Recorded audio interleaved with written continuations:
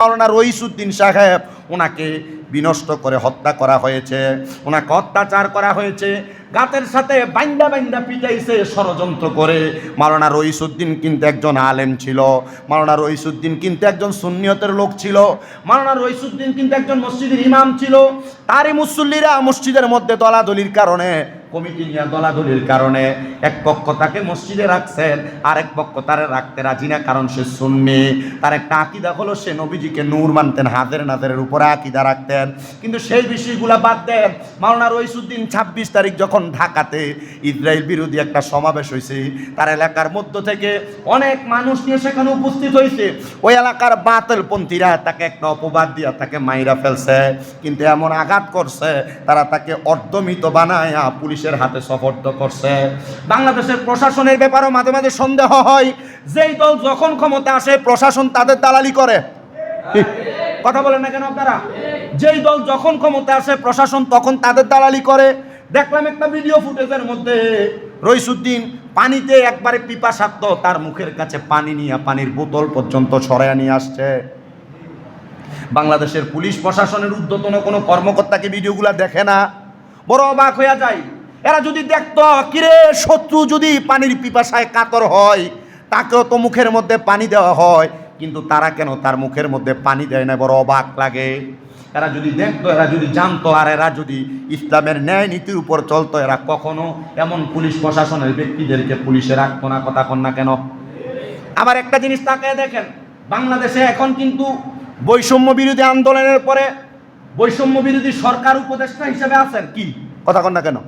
কিন্তু তাকে দেখেন, যারা মাওলানা রইসুদ্দিনকে হত্যা করেছে তাদের ভিডিও ফুটেজ সরাসরি ফেসবুক ইউটিউবের মধ্যে ভাসতেছে।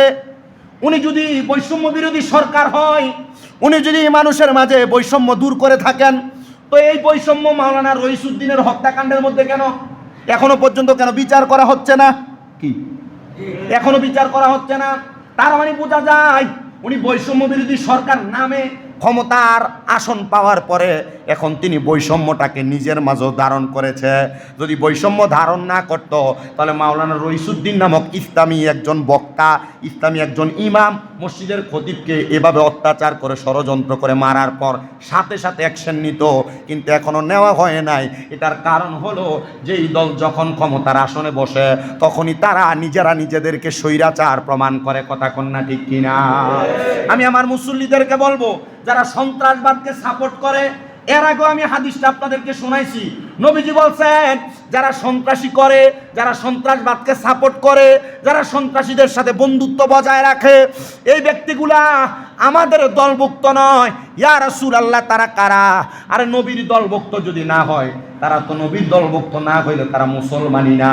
আমরা বাংলাদেশের বৈষম্য বিরোধী সরকার যিনি আছেন, বাংলাদেশের প্রশাসনের ঊর্ধ্বতন কর্মকর্তা যারা আছেন, আপনাদের কাছে বিনীত আবেদন করব, মাওলানা রইসুদ্দিন একজন মসজিদের ইমাম হওয়ার কারণে তাকে যদি ষড়যন্ত্রমূলকভাবে অন্যায়ভাবে অত্যাচার করে হত্যা করা হয়েছে, আপনারা তাড়াতাড়ি এটার জন্য একটা বিচার কার্য পরিচালনা করেন। বাংলাদেশে যে এখনো পর্যন্ত আইন ব্যবস্থা ভালো আছে সেটার একটা প্রমাণ দেন। আর যদি না করেন তাহলে বোঝা যাবে এখনো পর্যন্ত বাংলাদেশে পরিপূর্ণ আইন ব্যবস্থা জারি হয় নাই। কথা কন্যা ঠিক কিনা? আমি এই মসজিদে আসার আগেও মোবাইলে ঢুকে দেখতেছি, যারা মাওলানা রইসুদ্দিনের পক্ষে কথা বলেছে তাদের বাড়ি ঘর ভাঙচুর করতে যাচ্ছে। এরা হত্যাকারীরা তাদের বাড়ি ঘর ভাঙচুর করতে যাচ্ছে। মাওলানা আব্দুর মুস্তফা রহিম আল আজহারি, এর কাছে ফোন করে এক মহিলা বিচার দিচ্ছে, হুজুর আমরা আমাদের মসজিদের ইমামের পক্ষে কথা বলছি, এজন্য তারা আমাদেরকে বাড়ির সামনে এসে গালাগাল করতেছে, হুমকি দিচ্ছে। আমাদেরকে বলছে আমরা যদি বাড়ি থেকে বের হই তারা আমাদেরকে মারবে, আমাদেরকে আঘাত করবে। তো বাংলাদেশের মানুষ, আপনারা এতটুক মাথায় রাখেন, দিমাগে রাখেন, যদি আপনি হকের পথে থাকেন আপনার শত্রু তৈরি হবে, আপনি যদি সঠিক পথে থাকেন আপনার দুশ্মন বেশি থাকবে। এই মানুষগুলো একজন ইমামের পক্ষে কথা বলেছে, তাদেরকে এখন হুমকি দেওয়া হচ্ছে। কেন? বাংলাদেশের প্রশাসন ঘুমায় গেছে?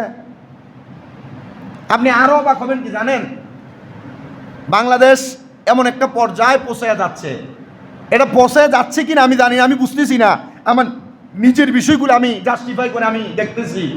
গতকালকে আমার গাড়িটা অ্যাক্সিডেন্ট করছে, এই যে আমাদের জগন্নাথপুরে নৌসারা উঠতে আমার গাড়িটা অ্যাক্সিডেন্ট করছে। আমি প্রথম অনেকক্ষণ অপেক্ষা করে 999-এ কল দিছি। 999 এটা সেবা মানে হলো জরুরি পুলিশ সেবার জন্য, জরুরি পুলিশ সেবার জন্য আমি কল দিছি। তার মানে জরুরি পুলিশ সেবা মানে আমাদের চকবাজার থেকে জগন্নাথপুর পুলিশ আসতে কতক্ষণ লাগবে? 5 মিনিট। 5 মিনিট যদি জ্যাম থাকেও আমি দিঘির পার, তাহলে সময় বেশি লাগলে 10 মিনিট বা 15 মিনিট লাগবে। 2 ঘন্টা পরে পুলিশ আসে। কয় ঘন্টা পর? কল দিছি 5-7টা, 5-7 কলের পর আইসা আমার সাথে ঝাড়ি নেয়। আমি প্রথম চিন্তা করলাম জারি আসলে মূলত এটা বিষয় না, এটা হচ্ছে আমাকে দমায় রাখার জারি। আবার যদি সেম আমি আমার সেবা ঠিক মতো পাই না, যদি আবার 999 অবজেকশন দিয়া দেয়, আর ধরবে। কথা কি বুঝতে পারছেন? আমি যদি বলি যে আমার নির্দিষ্ট সময় আমি সেবা পাই নাই, তা আমার কথা হচ্ছে আমরা বাংলাদেশের নাগরিক হিসেবে বাংলাদেশের সরকারি লেভেল বলেন, বেসরকারি লেভেল বলেন, আইন অনুনাগ সেবা বলেন, প্রত্যেকটা সেবা আমরা নাগরিক হিসেবে প্রাপ্য না? আপনি কথা বলছেন না। প্রাপ্য না? আপনি মুরব্বী হয়ে গেলে আপনার একটা সেবা আছে সরকারিভাবে, আপনি যুবক থাকলে আপনার একটা সেবা আছে সরকারিভাবে, আপনি শিশু থাকলে আপনার একটা সেবা আছে সরকারিভাবে, আপনি নারী হইলে নারীদের জন্য একটা সেবা আছে সরকারিভাবে। কিন্তু আমরা সেটা আদায় করে নিতে পারতেছি না, আর যাদের কাছ থেকে আদায় করব এরা নিজেরাই এইগুলা খাইয়ে বসে থাকে। এই কথা কই না, এরা নিজেরাই এগুলা খাইয়ে বসে থাকে।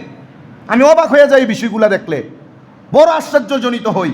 তা আপনাদের কাছে আমার এতটুক কথা থাকবে, আমাদের দ্বারা যেন কোনো অন্যায় না হয়, আমাদের দ্বারা যেন কোনো অবিচার না হয়। মনে রাখবেন, অন্যায় অবিচার যদি আপনি না করেন, কোনো গুনাহের কাজ যদি আপনি না করেন, আপনার 1000 শত্রু থাকলে যদি সে আপনার পেছন ধরে টান দেয়, আর আল্লাহ যদি আপনাকে প্রিয় মনে করে উপরের দিকে টান দেয়, দুনিয়ার লক্ষ কোটি মানুষ যদি আপনাকে নিচের দিকে নামাইতে চায়, আল্লাহ যদি উপরে উঠাইতে চায়, আপনি বলেন এরা কি আপনাকে নিচের দিকে নামায় রাখতে পারবে? কথা বলেন, রাখতে পারবে?